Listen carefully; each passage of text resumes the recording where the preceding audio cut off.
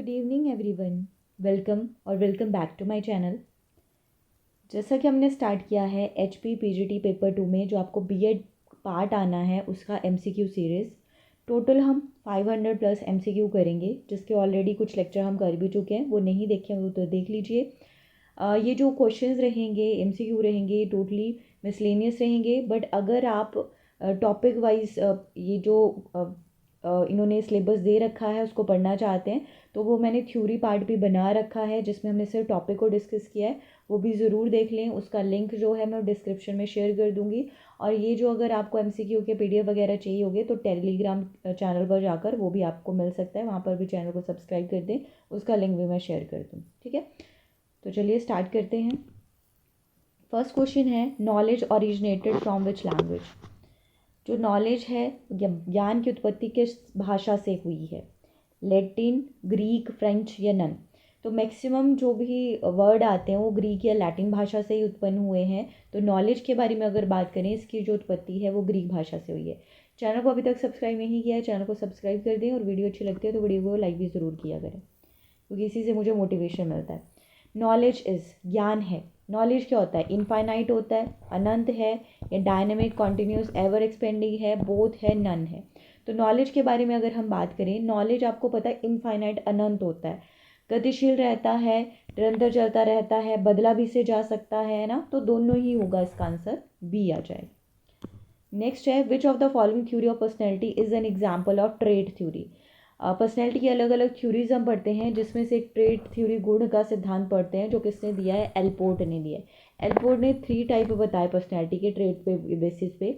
इन्होंने बताया कि जो हमारे अंदर ट्रेड्स हैं कुछ कम होते हैं, कुछ ज़्यादा होते हैं। ठीक है, उसके बेसिस पे इन्होंने टाइप बताए हैं, जैसे कि कार्डिनल आ जाता है, सेंट्रल, मुख्य, गौण और सेकेंडरी आ जाते हैं। ठीक है, तो ये 3 टाइप इन्होंने बताए हैं ट्रेड्स थ्योरी, इसलिए कहा जाता है ट्रेड्स के बारे में ये बात करते हैं।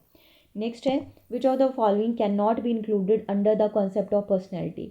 इसमें से कौन सी चीज़ को हम अवधारणा को व्यक्तिगत के अंदर शामिल नहीं कर सकते हैं।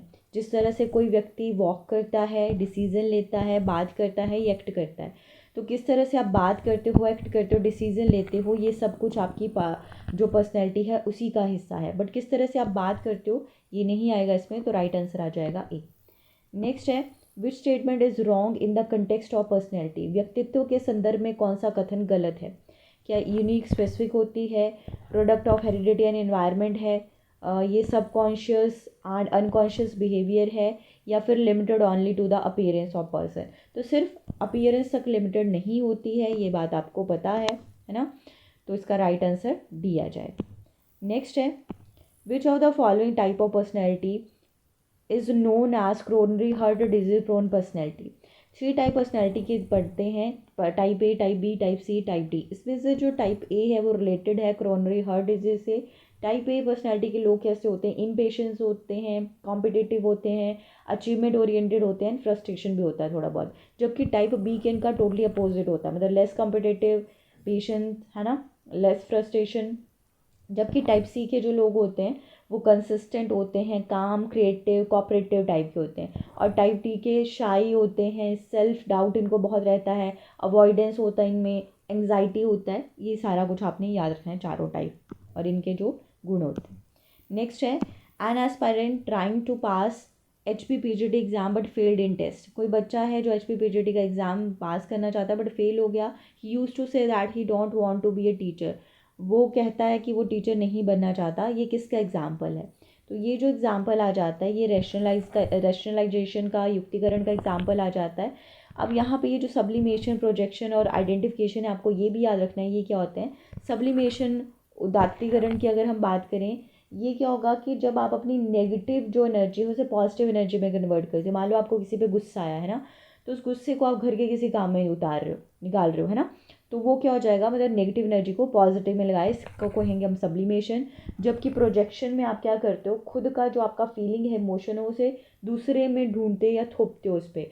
जैसे मान लो कि आप खुद एक नेगेटिव पर्सनैलिटी हो और दूसरे को बोल रहे हो कि तो बहुत नेगेटिव है यार, वो प्रोजेक्शन हुआ।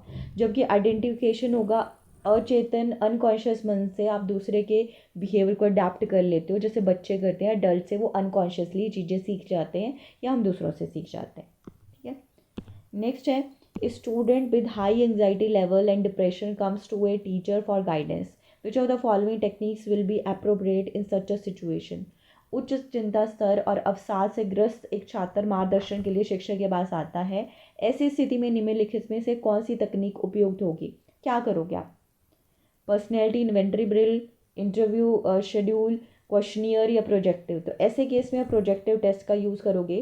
प्रोजेक्टिव टेस्ट में क्या किया जाता है कि मान लो कोई स्ट्रेस में है, डिप्रेशन में, कोई भी चीज़ है, कोई भी बिहेवियर है जो आपको समझ नहीं आ रहा है ये क्यों ऐसा बिहेव कर रहा है, तो उस केस में प्रोजेक्टिव टेस्ट का यूज़ किया जाता है, प्रक्षेपी विधि का यूज़ किया जाता है। इस विधि में क्या किया जाता है, किसी भी पर्सन के सामने या बच्चे के सामने एक ऐसी सिचुएशन प्रोजेक्ट की जाती है जिसके बेसिस पे जो उसके अनकॉन्शियस माइंड में हिडन डिज़ायर्स हैं वो बाहर निकल कर आ सकें। ठीक है, तो जो शायद बच्चे को खुद भी पता नहीं होती है, इंडिविजुअल को खुद भी पता नहीं होती हैं, बट होती हैं अनकॉन्शियस माइंड में सारी चीज़ें वो। ठीक है, तो उस विधि को कहते हैं प्रोजेक्टिव विधि। नेक्स्ट है, RB Cattell fluid intelligence is equivalent. RB Cattell ने भी क्या दिया है, इंटेलिजेंस की थ्योरी दी है। दो टाइप बताए इन्होंने इंटेलिजेंस के, फ्लूइड इंटेलिजेंस एंड सॉलिड, ठोस और तरल। तो ये जो तरल है ये द्रव बुद्धि है, इसको इन्होंने हेरिडिटरी के समतुल्य माना है, और जो सॉलिड है उसे इन्वायरमेंट के, वातावरण के। इनकी ये जो थ्योरी है ये चार्ल्स स्पीयरमैन की थ्योरी से रिलेटेड है, जिसमें वो जी और एस फैक्टर, सामान्य और विशेष बुद्धि के बारे में बात करें, जहाँ पे उन्होंने सामान्य बुद्धि को रिलेट किससे किया था, हेरिडिटरी से, और विशेष बुद्धि को किससे किया था, वातावरण से। नेक्स्ट है, theory diagrams increase the understanding of new concept through. जो थ्योरी डायग्राम्स होते हैं वो इंक्रीज करते हैं अंडरस्टैंडिंग न्यू कॉन्सेप्ट की, किसके through? Transfer of knowledge between discipline, या focus on specific details, enhance ability to organise information logically, या prioritise the academic content for study. तो जैसे कोई भी अगर डायग्राम की फॉर्म में आप चीज़ें पढ़ते हो, कोई डायग्राम बना हुआ है, किसी भी चीज़ का डायग्राम है, जैसे एक हायरार्की का एग्जांपल ले लेते हैं। हायरार्की मतलब पदानुक्रम, जो बॉटम से टॉप की तरफ अप्रोच होता है। ठीक है, तो एक सीक्वेंस में कुछ डायग्राम ऐसे बने होते हैं, तो आपके माइंड में कैसे वो फिट हो जाती है ना, क्योंकि इन्फॉर्मेशन एक लॉजिक में आपके सामने प्रेजेंट की जा रही है। तो इससे क्या होता है, एनहेंस होती है आपकी जो तार्किक जानकारी है वो तार्किक रूप से व्यवस्थित करने की क्षमता आती है, बढ़ती है। नेक्स्ट है, which of the following is not helpful in the development of creativity of children. निम्न में से कौन सा बच्चों में रचनात्मकता के विकास में सहायक नहीं है? वैसे तो हर एक चीज़ हो सकती है, जो कंस्ट्रक्शन एक्टिविटीज़ हैं, क्योंकि उसमें तो कंस्ट्रक्ट करना ही, रचना करनी है किसी चीज़ की। स्टोरी राइटिंग में भी, अब जैसे आप बच्चे को बोलो कि कोई कहानी लिखो, बच्चा कुछ भी मनगढ़ंत कहानी लिख सकता है, क्रिएट कर सकता है। मतलब स्पीच देने को बोला, उसमें भी आप अपनी क्रिएटिविटी शो कर सकते हो। बट स्पोर्ट्स में ऐसा नहीं होगा, इंस्पायर्ड की आप कहीं कोई नई स्पोर्ट ही इन्वेंट कर दो, वो एक अलग चीज़ है। बट स्पोर्ट्स है, जैसे मान लो बास्केटबॉल, वॉलीबॉल, क्रिकेट, कुछ भी खेल रहे हो, तो अपनी मर्जी से थोड़ा ना वहाँ रूल्स इन्वेंट करने लग जाओगे, क्रिएट करने लग जाओगे, है ना। तो उसमें नहीं होगा, आपका राइट आंसर आ जाएगा ए। नेक्स्ट है, creativity is the mental process of expressing results. This statement, creativity रचनात्मकता परिणाम व्यक्त करने की मानसिक प्रक्रिया है, यह कथन है। ये क्लियरली स्टेटमेंट सीधा सीधा दी है किसी ने, और उसका इनाम बताना है। तो ये जो स्टेटमेंट है किसने दी है, क्रो एंड क्रो ने दी है। ठीक है, सीधा याद रखना है। नेक्स्ट है, ऐसी चीज़ें जो है वो नोट करके लिख लिया करो। कोई कोट आता है, बुक का नाम आता है, थ्योरी आती है, वो नोट्स बना लिया करो, तब नहीं याद रहेंगी फिर सारी चीज़ें, थोड़ा ना एक एक पढ़ोगे। नेक्स्ट है, which of the following is not a creativity test suggested by Torrance. Torrance ने इनमें से कुछ क्रिएटिव टेस्ट दिए हैं, एक जो नहीं उन्होंने सजेस्ट किया है वो आपने बताना है। तो पिक्चर कंप्लीशन के बारे में ये बात करते हैं, प्रोडक्ट इम्प्रूवमेंट के बारे में भी, स्टोरी राइटिंग के बारे में भी, बट स्टॉप टेस्ट इसके अंदर नहीं आता है। तो इसका राइट आंसर जो है वो क्या आ जाएगा, सी आ जाएगा।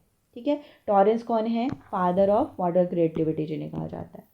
नेक्स्ट है, the model of learning that stimulates the creativity of children. सीखने का वह मॉडल जो बच्चों की रचनात्मकता को उत्तेजित करता है, उसे क्या कहेंगे? क्रिएटिविटी किस मॉडल से आएगी? प्रोग्रामिंग मॉडल से, कंस्ट्रक्टिविस्ट मॉडल से, बैंकिंग मॉडल से। तो ये किससे, इसी से नाम से पता चल रहा होगा, अगर आंसर नहीं भी पता होगा, कंस्ट्रक्टिविस्ट मॉडल आ जाएगा, रचनावादी मॉडल। बी राइट आंसर है। नेक्स्ट है, to nurture creativity is teachers should keep his students.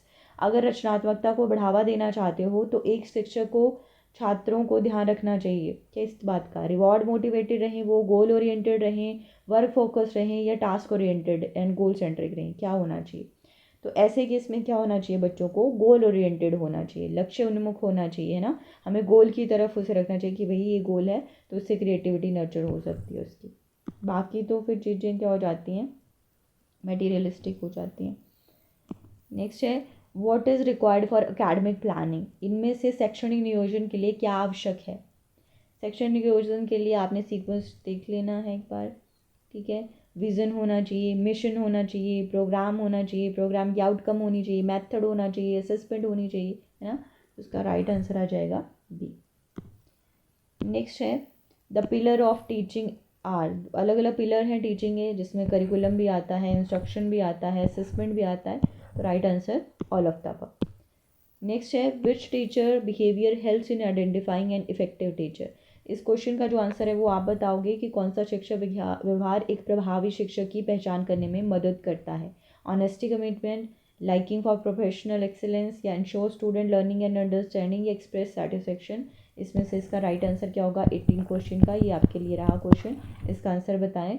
इसमें कुछ ऐसा नहीं है कि कोई कॉन्सेप्ट थ्योरी पढ़ने की ज़रूरत है, नॉर्मल लॉजिक के अकॉर्डिंग आंसर कर सकते हो। नेक्स्ट है according to Elder the primary cause for stress and strains in an individual is. तो ये जो स्ट्रेस, तनाव और तूफान है, ठीक है, इसका जो मेन रीज़न प्राथमिक कारण होता है वो क्या होता है, फीलिंग ऑफ इन्फीरियरिटी को माना गया है, ठीक है, हीनता की भावना को ये माना गया है। तो राइट आंसर इसका एल्डर ने माना है, ए आ जाएगा। बाकी जैसे बाकी स्टैनली हॉल आ जाते हैं या हमारे फ्राइड आ जाते हैं, वो तो अलग अलग बातें करते हैं। फिर लास्ट क्वेश्चन है the Panchakosha theory of education was elaborated by. Panchakosha theory जो है एजुकेशन की, इसे किसने इलेबोरेट किया है। तो इसे इलेबोरेट किसने किया था, अरबिंदो ने किया था। 5 तत्वों के बारे में इन्होंने बात की थी, ठीक है। तो इसका राइट आंसर आ जाएगा अरबिंदो। ओके, तो चलिए आज के लिए बस इतने ही क्वेश्चन। बाकी ऐसी सीरीज़ लेके आएंगे। लाइव क्लास भी होती है, तो लाइव क्लास आप 9 बजे डेली जो है वो अटेंड कर लीजिएगा। अगर आपके पास टाइम होता है या कोई और टाइम पे चाहते हो तो वो भी एक बार कमेंट करके बता देना। और बाकी वीडियो अच्छी लगी हो तो वीडियो को लाइक ज़रूर कर दें, थ्योरी वाला पार्ट भी ज़रूर देख लें, है ना। और चैनल को अभी तक सब्सक्राइब नहीं किया है तो चैनल को सब्सक्राइब भी कर दें, ठीक है। आज के लिए बस इतना ही। Thank you for watching.